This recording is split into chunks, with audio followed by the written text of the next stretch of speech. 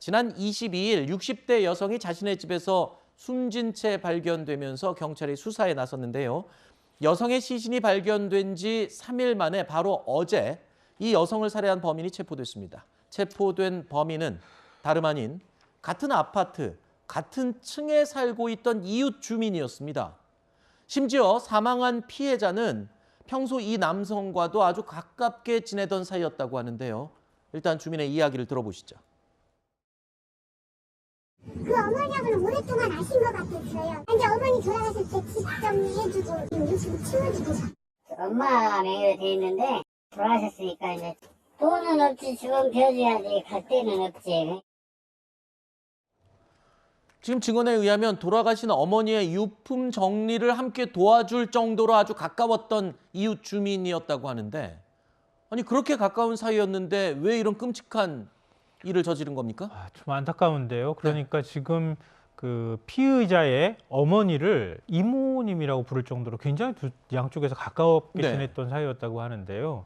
그러니까 자신의 어머니가 돌아가시고 난 다음에 올해 2월 돌아가셨는데요. 함께 살던 어머니가 돌아가시니까 지금 임대 아파트의 입주 자격이 박탈되는 상황이었다고 그래요. 그러니까 새로운 집을 구해야 되겠죠. 이사를 또 해야 되겠죠. 그 돈이 없었다고 생각한 겁니다. 근데 자신이 또 숨지게 한 그분은 돈이 좀 있다 이런 생각을 했다는 겁니다. 네. 그러니까 가가지고 돈에 사실은 뭐 눈이 멀었다고 볼 수 있는데요. 그 돈을 빼앗아 오는 과정에서 사실 살해를 했다 이렇게 봐야 될 것 같습니다. 네.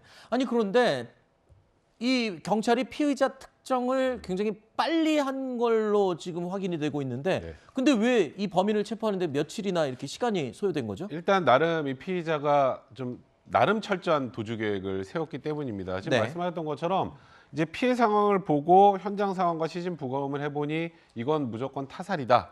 그럼 당연히 CCTV 확인하고 여러 가지 주변 진술들을 확보하면 그럼 금방 이런 부분은 피의자는 이제 특정이 됩니다. 근데 네. 이제 이 피의자 같은 경우 모텔에서 자고 택시를 한 번이 아니라 여러 번 갈아타서 또 다른 모텔로 가고 또 다른 모텔로 가고 이런 방향으로 계속 이동을 했기 때문에 검거에 며칠 시간이 걸렸던 거고요. 일단 이건 명백한 계획범죄입니다. 지금 네. 이 피해자 같은 경우 폐지를 주워가면서 돈을 계속 많이 모았다고 동네에 소문이 좀 났었다고 하고 이 가해자 같은 경우도 돈이 많을 거라고 생각했다. 이렇게 생각을 하고 범행을 한 것이기 때문에 정말 안타깝지만 피해자 입장에서 너무 안타까운 사고고요. 일단 뭐 명백한 계획범죄로 판단이 되기 때문에 네. 뭐 구속이 되는 거는 얼마 걸리지 않을 것 같습니다. 일단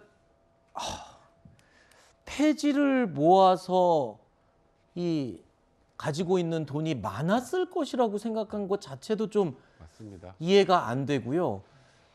본인의 이사 비용을 구하기 위해서 이 가족처럼 지나던 이웃을 저렇게 숨지게 만들었다.